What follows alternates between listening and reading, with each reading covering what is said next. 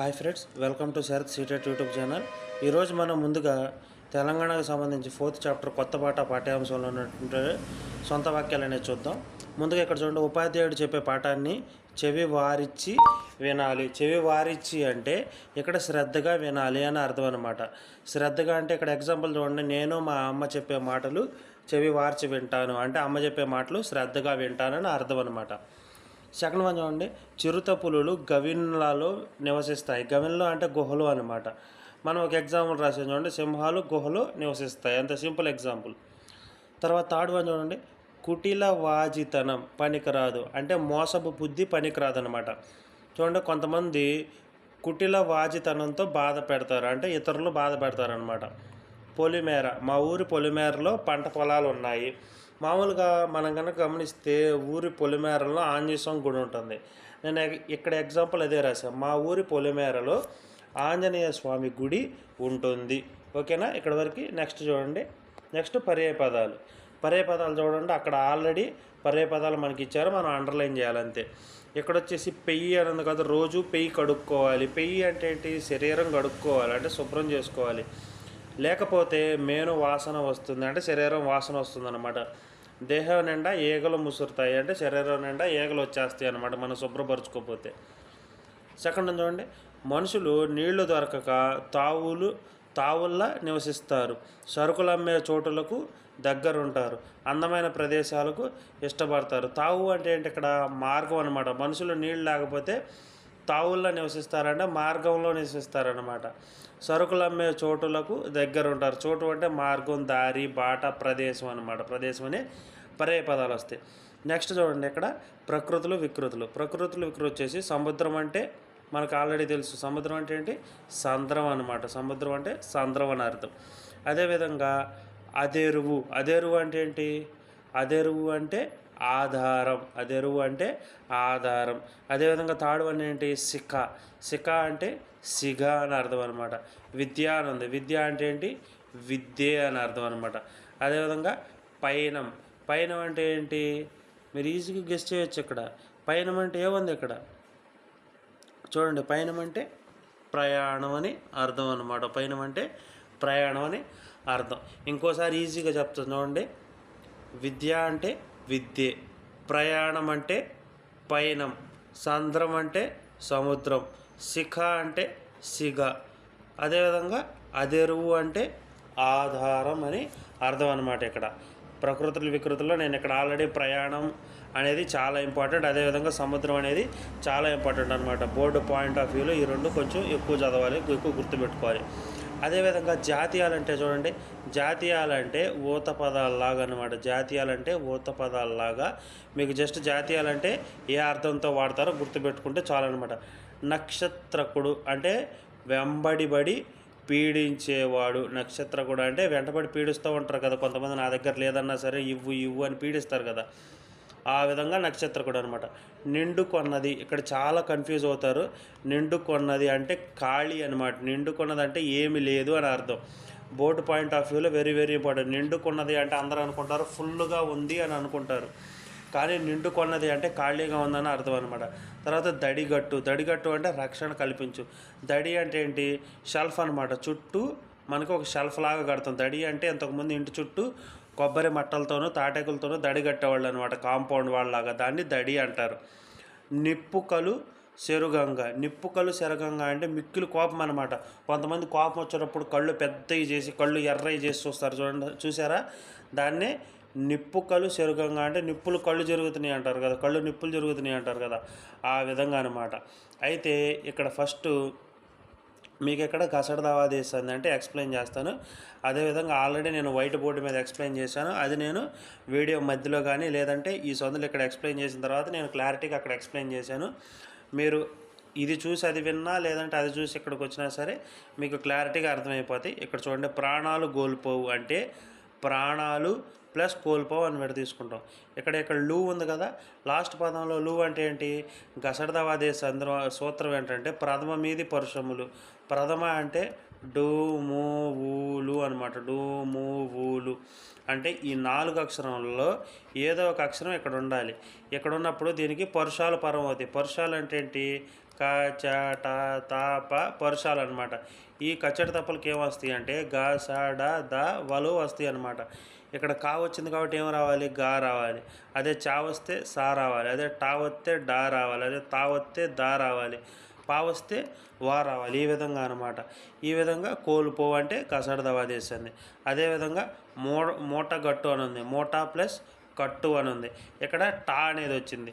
ఇక్కడ కా ఉంది. కా ప్లేస్లో గా వచ్చి కసడ దవాదేశంది. ఇది ఆసు ఓయుట అంటే సూలో ఊ ఉంది. ఆసు ఓయుట అదే దాన్ని ఆసు ప్లస్ పోయుటగా తీసుకుంటే అది కసడ దవాదేశంది. అదేవిధంగా కాలు చేతులు అని ఉంది. కాలు ప్లస్ చేతులు ఇది చే కాస్త సాగా మారిద్ది. ఇక్కడ చా ఉంటే ఏం రావాలని చెప్పాను? ఇక్కడ చా ఉంటే సా రావాలి. గసడదవ ఆ విధంగా. ఇదే విధంగా పూచెను గలువలు అని ఉంది కదా. పూచెన్ ప్లస్ కలువలు అని ఉంది. ఇక్కడ పూచెన్ నేను ఇది మీకు వైట్ బోర్డు మీద క్లియర్ ఎగ్జాంపుల్ చేశాను. నేను అది యాడ్ చేస్తాను, అప్పుడు చూడండి మీకు అర్థమైంది ఈజీగా.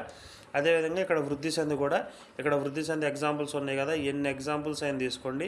ఏకైక, వసుదైక, ఇక్కడ ఏదైతే ఎగ్జాంపుల్స్ ఉన్నాయో నేను ఆల్రెడీ అన్నీ రాశాను. ఇక్కడ నేను దీనికి సంబంధించినటువంటి వీడియో అనేది అటాచ్ చేస్తాను. ఆ అటాచ్ చేసిన వీడియో కనుక మీరు ఒక్కసారి క్లారిటీగా గమనిస్తే మీకు ఈజీగా అర్థమైపోద్ది. అదేవిధంగా ఇక్కడ చూడండి, ఇది బోర్డ్ ఆఫ్ పాయింట్ ఆఫ్ వ్యూలో ఎక్కువ ఇంపార్టెంట్ అనమాట. వృద్ధులు అని అడుగుతారు. వృద్ధులు అంటే ఐ ఔ ఈ రెండు వృద్ధులు అంటారు. ఎందుకు వృద్ధులు అంటారంటే ఇవి మిక్కిలి వంకరగా ఉంటాయి. ఐ చూసారా ఎన్ని వంకరలు ఉందో, అదేవిధంగా వై చూడండి ఎన్ని వంకరలు ఉందో. ఈ విధంగా వంకరలు ఉన్నాయి కాబట్టి వీటిని వృద్ధులు అంటారు.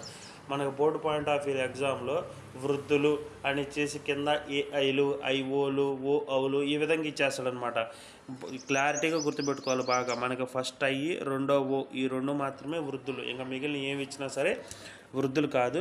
నేను ఇప్పుడు ఈ వీడియోకి నేను అక్కడ సందులు అనేది అటాచ్ చేస్తాను. మీరు అది చూస్తే మీకు క్లారిటీగా అర్థమైపోతుంది. ఒకసారి అది చూడండి. ఇక్కడ చూడండి, నేను వీడియోకి ఇది అటాచ్ చేస్తాను. ఇక్కడ చూడండి, గసడ దవాదేశం అని ఉంది. గసడ దవాదేశం అంటే ప్రథమ మీది పరుషములకు అంటే పరుషాలకు అంటే కచ్చట తప ఇవి పరుషాలు అనమాట. ఈ కచ్చట తప అనే పరుషాలకు ఏమొస్తాయి? కా వస్తే గా వస్తుంది, కా వస్తే గా వస్తుంది, అదేవిధంగా చా వస్తే సా వస్తుంది, టా వస్తే డా వస్తుంది, తా వస్తే దా వస్తుంది, పా వస్తే వా వస్తుంది అనమాట. గసడ దవలు వస్తాయి. ఏ విధంగా అంటే ఇక్కడ ఆల్రెడీ ఒక ఎగ్జాంపుల్ ఇచ్చాను చూడండి. వాడు గొట్టె అని ఉంది కదా. ఇది పూర్వపదం అనమాట. పూర్వపదంలో డూలో ఏముంది? ప్రథమ మీది. ప్రథమ అంటే డు, ము, వు, లు అనమాట. మనకి ప్రథమ విభక్తి తెలుసు కదా. డు, మూలు ప్రథమ విభక్తి. నిన్ను, నన్ను, కూర్చి, గురించి ద్వితీయ విభక్తి అనుకుంటాం కదా. ఆ విధంగా ఏదో ఒకటి రావాలన్నమాట. డు, ము, వులో ఏదో ఒక అక్షరం రావాలి. ఇక్కడ కొన్నిసార్లు రాకుండా కూడా ఉదాహరణలు అనేవి ఉంటాయి. అప్పుడు ఏం చేయాలి సార్ అంటే మనకి ఇచ్చినటువంటి వాక్యాల్లో గసడ దవ చూడండి, గ స డ అనేది ఖచ్చితంగా ఉంటుంది. గ స డ ద వ అనేవి ఉంటాయి అన్నమాట. వారు పోయిరి లేదా ఇక్కడ చూడండి గా సడ ద వా అనేవి ఖచ్చితంగా ఉంటాయి అన్నమాట. ఇది ఇక్కడ చూడండి సా ఉంది. ఇదే విధంగా అది ఆ విధంగా మనం అది గసడ దవాదేశాన్ని అనేది గుర్తుపట్టవచ్చు. ఇంకోటి ఏంటంటే ఇక్కడ చూడండి, వాడు కొట్టే అని ఉంది కదా. వాడు ప్లస్ కొట్టేగా తీసుకుంటాం. మన సూత్రం చూడండి, ప్రథమ మీది పరుషాలకు అంటే ఇక్కడ కా ఉంది కదా. ఈ కా ప్లేస్లో ఏం రావాలి? గా రావాలి. ఆ విధంగా కో ప్లేస్లో గో వస్తే వాడు గొట్టె అయిపోద్ది. అదేవిధంగా ఇతడు డక్కరి అని ఉంది. ఇది మామూలుగా ఇతడు డక్కరి అనే దాన్ని ఏ విధంగా తీసుకుంటాం? ఇతడు టక్కరిగా తీసుకుంటాం. టా ప్లేస్లో ఏం రావాలి? డా రావాలి. ఇక్కడ డా వస్తే వాడు డక్కరి అయిపోద్ది లేదా ఇతడు డక్కరి అని అయిపోద్ది అనమాట. నెక్స్ట్ చూడు, వారు ఓయిరి. నేను ఇక్కడ తప్పు రాశాను, పోయిరి కాదు, వారు ఓయిరి అని ఉంది. వారు ప్లస్ పోయిరి పాగా తీసుకుంటాం. పా ప్లేస్లో ఏం రావాలి? వా రావాలి. అప్పుడు వారు ప్లస్ ఓయిరి ఏమైంది? వారు ఓయిరి అని ఏర్పడింది అనమాట. అదేవిధంగా నెక్స్ట్ చూడండి, కాలు చేతులు అని ఉంది. దీన్ని ఏ విధంగా తీసుకుంటాం? కాలు ప్లస్ చేతులుగా తీసుకుంటాం. చా వచ్చినప్పుడు ఏం రావాలి? సా రావాలి. ఇక్కడ చే ఉంది కాబట్టి దాన్ని సే చేసేస్తాం. సే చేస్తే ఏమవుతుంది?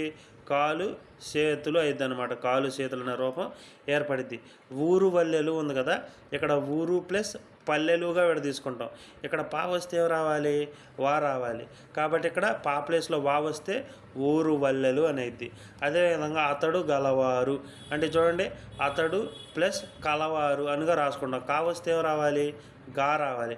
కాబట్టి ఇక్కడ కా ప్లేస్లో గా వస్తే అతడు గలవారు అని రాసేసుకుంటాం. అర్థమైంది కదా, చాలా సింపుల్ అనమాట, ఏమి కష్టం ఉండదు. నెక్స్ట్ చూడండి, ఇది మాత్రం చాలా చాలా ఇంపార్టెంట్. ఇది board exam point of view very very important.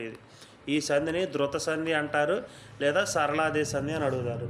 Board point of వ్యూలో కూడా ధృత సంధి సరళాదేశ సంధి అని ఇస్తే 2 ఒకటే అని చెప్పి గుర్తుపెట్టుకోవాలి. దీనికి 3 సూత్రాలు ఉంటాయి. 3 సూత్రాలు ఉంటాయి. నకారంబు ధృతంబు. నకారంబు ధృతం అంటే నా అనే అక్షరం కానీ న్ అనే అక్షరం కానీ ఈ 2 అక్షరాలని ధృతాలు అంటారు. అదేవిధంగా ధృత ప్రకృతికము.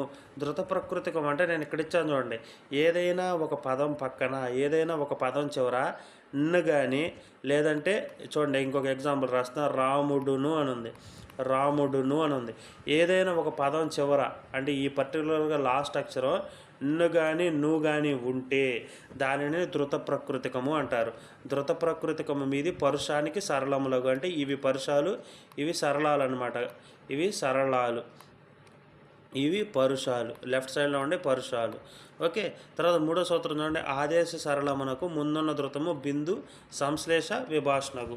నేను మీకు ఇక్కడ ఒక ఎగ్జాంపుల్ చెబుతాను, మీకు మీకు క్లారిటీగా అర్థమైంది. చూడండి, ఇక్కడ ఆల్రెడీ రాశాను. ఫస్ట్ ఎగ్జాంపుల్ పూచెను గలువలు అని ఉంది. ఇప్పుడు దీన్ని ఏ విధంగా కూడా తీసుకుంటాం అంటే పూచెన్ ప్లస్ కలువలుగా ఇక్కడ తీసుకుంటాం. ఇక్కడ కావస్తే ఏం రావాలని చెప్పాను, గా రావాలని చెప్పాను. అందుకనే ఇక్కడ లెఫ్ట్ సైడ్లో ఉన్నది యాజ్ ఇట్ ఈజ్ రాసుకుని ఈ కా ప్లేస్లో గా పెట్టుకున్నాం. అర్థమవుతుందా? ఇది 2వ సూత్రం ద్వారా గా పెట్టేసుకుంటే పూచెను గలువలు అయిపోయింది. తర్వాత 3వ సూత్రం చూడండి, ఇక్కడ ఆదేశ సరళమునకు. ఆదేశ సరళం అంటే ఈ గా అనేది సరళాక్షరమేగా, ఈ కా అనేది పరుషం. ఈ పరుషానికి ఏమొచ్చింది, సరళం వచ్చింది. ఇక్కడ 3వ సూత్రం చూడండి, ఆదేశ సరళమునకు ముందున్న ధృతము. నా అనేది ధృతం అని చెప్పాను కదా, ఈ ముందున్న ధృతం ప్లేస్లో ఏం రావాలి, ముందున్న ధృతము బిందు సంశ్లేష. బిందువు అంటే ఏంటి, 0 వస్తే ఏమైంది, నా ప్లేస్లో చూడండి పూచెం గలువలు అయిపోయింది. అర్థమవుతుందా? బిందువు ఇక్కడ వరకు మనకు అయిపోయింది. ఇప్పుడు 3వ లైన్ సంశ్లేష అని ఉంది. సంశ్లేష అంటే ఏంటంటే ఇక్కడ ఈ లైన్ అయిపోయింది కదా, ఇప్పుడు ఇక్కడ చూడండి సెకండ్ లైన్లోనే న్ అనేది ఉంది. సెకండ్ లైన్లో ఇక్కడ రాస్తాను చూడండి, పూచెన్ ప్లస్ గలువలు అని ఉంది సెకండ్ లైన్లో. సంశ్లేష అంటే ఏంటంటే ఈ ముందు ఏదైతే అక్షరం ఉందో ఆ అక్షరానికి ఇది ఒత్తుగా మారిద్ది. అంటే ఇక్కడ నా ఉంది కదా, ఈ నాకి ఇది వచ్చేసి గాగా మారిద్ది. గాగా మారి మిగిలినవి వచ్చేసి యాజ్ ఇట్ ఈజ్గా అక్షరాలు అనేది అదే విధంగా ఉంటాయి. దాన్నే సంశ్లేష అంటారు. ఇక్కడ చూడండి, సంశ్లేష అంటే క్రింది హల్లు ఒత్తిగా మారటం.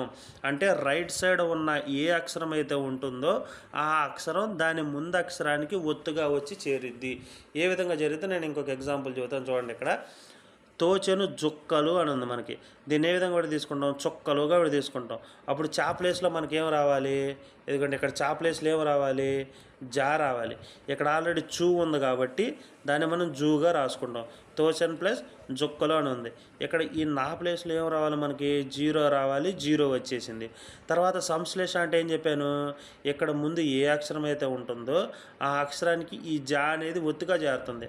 సార్ ఇక్కడ నువ్వు అని ఎందుకు పెట్టారంటే ఇక్కడ జూలో ఏముంది, జు ప్లస్ ఊ ఏమైద్ది, జూ అయిద్ది. అందుకని మనం న్ ప్లస్ ఊ ఏమైద్ది, నువ్వు అయితే. అందుకని మనం నువ్వు అని పెట్టి జాని ఒత్తిగా రాసాం. ఇంకొక ఎగ్జాంపుల్ చూడండి, నన్ను జూచి అని ఉంది. దీని ఏ విధంగా విడదీసుకుంటాం, నన్నును ప్లస్ చూచిగా విడదీసుకున్నాం. ఇక్కడ చూడండి చూ ఉంది కాబట్టి ఇక్కడ జూకి దీర్ఘం పెట్టాం, ఇన్ని ప్లేస్లో 0 పెట్టాం.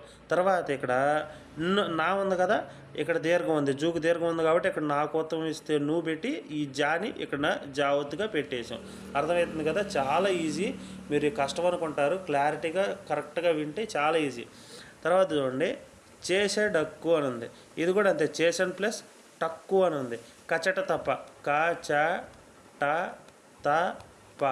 దీనికి ఏమి రావాలి మనకి, గ జ డ ద బ రావాలి. ఇక్కడ టాకి ఏమొస్తుంది, డా వస్తుంది. కాబట్టి టాకి డా రాసేసాం. ఇక్కడ ఇన్ని ప్లేస్లు ఏం పెట్టుకోవాలి, ఫస్ట్ 0 పెట్టుకోవాలి. చేసాం, డక్కు అయింది. తర్వాత ఇక్కడ డాలో ఏముంది, డాలో ఓన్లీ ఆ మాత్రమే ఉంది కాబట్టి ఇక్కడ ఇన్ను ప్లస్ ఆ ఏమైంది, ఇన్ను ప్లస్ ఆ ఏమైంది, నానే అయింది. అందుకని ఇక్కడ మనం నా పెట్టుకుని పక్కన ఉన్న డా పెట్టుకుని చేసాం డక్కు అని ఈ విధంగా పెట్టుకున్నాం అనమాట. అర్థమవుతుందా, చాలా సింపుల్ అనమాట. ఇదే విధంగా మనం వృద్ధి సందు కూడా చూద్దాం. వృద్ధి సందు కూడా చాలా ఈజీ, ఏం కష్టం కాదు, అసలు సింపుల్ అనమాట. అకారానికి అంటే మీకు ఒకటి చెప్తా ముందు. పూర్వపదం తర్వాత పరపదం. పూర్వపదం మీకు సంధి తెలియాలంటే తెలుసుకోవాలి. లెఫ్ట్ సైడ్ ఉండేదాన్ని సంధిలో విడదీసినప్పుడు లెఫ్ట్ సైడ్ ఉండేదాన్ని పూర్వపదం అంటాం. తర్వాత ఉండేది పరపదం అంటాం. ఇక్కడ చూడండి, అకారానికి, అకారం అనేది ఎక్కడ రావాలి? ఇక్కడ రావాలి. ఆ ఉండొచ్చు, అవధర్మిస్తే ఆ ఉండొచ్చు. అకారానికి ఏ ఐలు అంటే రైట్ సైడ్లో ఉండాలి. ఏ గానే ఉండొచ్చు, ఐ గానే ఉండొచ్చు. అదేవిధంగా ఓ గానే ఓ గానే ఉండొచ్చు.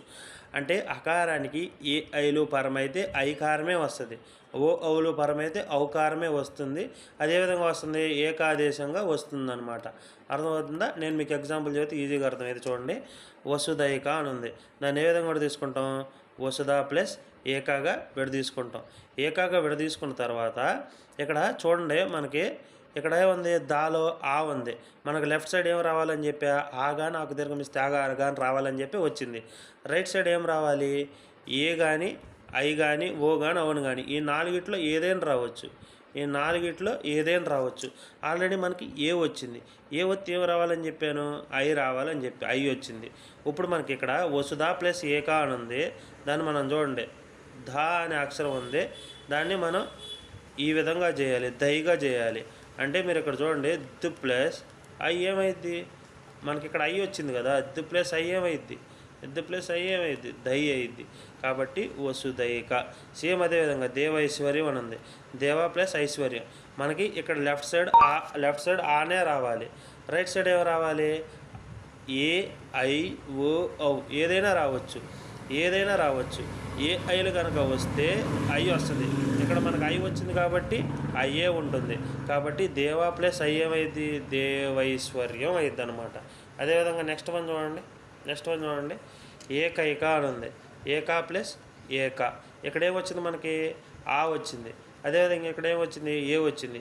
ఇక్కడ ఏ వచ్చినా ఐ వచ్చినా అయ్యే వస్తుంది కాబట్టి ఏకైక అనేది అదే విధంగా ఉంటుంది ఎగ్జాంపుల్. నెక్స్ట్ వన్ చూడండి, వనౌషధి అని ఉంది. వనౌషధి దీన్ని ఏ విధంగా కూడా తీసుకుంటాం? చూడండి, ఆల్రెడీ నేను రాశాను, మళ్ళీ ఇక్కడ రాస్తున్నాను. వన ప్లస్ ఏదో రాసుకుంటాం, వన ప్లస్ ఓషధిగా రాసుకుంటాం అనమాట. రాసుకున్నప్పుడు ఇక్కడ మనకేం ఉండాలని చెప్పాను? ఆగాని ఉండాలని చెప్పాను. ఇక్కడే ఉండాలని చెప్పాను? ఏ కానీ ఐ కానీ ఓ కానీ ఔ కానీ ఉండాలని చెప్పా. ఈ రెండు ఉంటే ఐ వస్తుందని చెప్పా. ఈ రెండు ఉంటే ఇది వస్తుందని చెప్పా. ఔ ఉంటుందని చెప్పా. ఇక్కడ ఏముంది? ఇది ఉంది. ఇది ఉంటే ఏం రావాలి? ఇది రావాలి, ఔ రావాలి. అప్పుడు వన ప్లస్ ఓషధి ఏ విధంగా అవుతుందో నేను మీకు క్లారిటీగా చూపిస్తాను. చూడండి, ఇక్కడ నా ఉంది పూర్వపదంలో. ఇది న్ ప్లస్ ఇక్కడ మనకు ఔ వచ్చింది, ఔషధి. ఇప్పుడు ఏమైంది చూడండి, న్ ప్లస్ ఔ ఏమైద్ది? వనౌషధి అయిద్ది. ఈ విధంగా సందులు చాలా ఈజీ అనమాట. మనం సింపుల్ టెక్నిక్స్ అనేది గుర్తుపెట్టుకుంటే సందులు రాయడం చాలా ఈజీ. ఈ రోజుకి క్లాస్ అనేది మీకు అర్థమైందని భావిస్తున్నాను. మీకు నేను అక్కడ కొన్ని ఎగ్జాంపుల్స్ అనేది వదిలేసాను వృద్ధి సంధిలో చెప్పడం. ఎందుకంటే మీకు వైట్ నోట్స్ మీద కొన్ని ఎగ్జాంపుల్స్ అనేది ఇస్తే మీకు చాలా ఈజీగా ఉంటుందన్న కారణంతో వదిలేశాను. కాబట్టి మీరు ఇక్కడ విన్నారు కాబట్టి మీరు సొంతంగా వృద్ధి సంధి ఎగ్జాంపుల్స్ అనేది ప్రాక్టీస్ చేయండి. చాలా ఈజీగా అర్థమవుతాయి. బోర్డు పాయింట్ ఆఫ్ వ్యూలో వృద్ధి సంధి చాలా ఇంపార్టెంట్. ఖచ్చితంగా ఒక క్వశ్చన్ అడగడానికి ఆస్కారం ఉంటుంది. కాబట్టి thank you for our support. Please subscribe our channel, share it, like it and subscribe it.